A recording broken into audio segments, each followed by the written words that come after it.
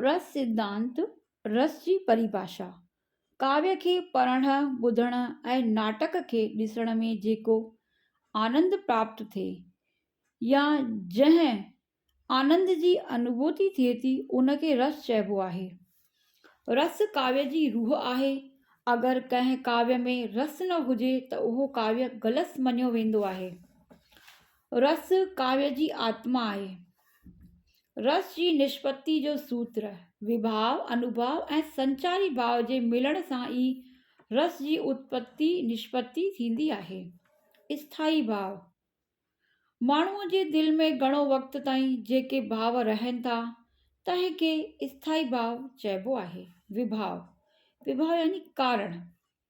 स्थाई भाव खे उत्पन्न करण वारो भाव।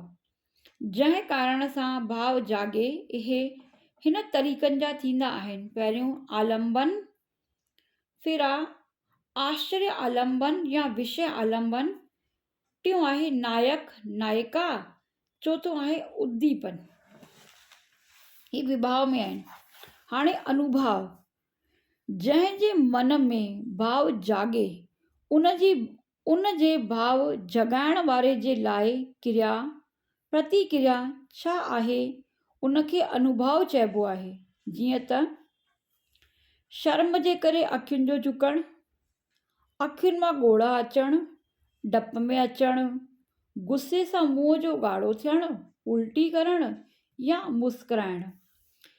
अनुभव जा 4 भेद आहिनि: कायिक, वाचिक, आहार्य, सात्विक। संचारी या व्याभिचारी भाव मन में हलंदड़ वक़्त ते बदिलजण वारा भाव जेके कुझु वक़्त जे लाइ इंसान खे बदिलजण लाइ मजबूर कनि था। स्थाई या अस्थाई भाव हिननि जी कुल संख्या 33 मञी वई आहे।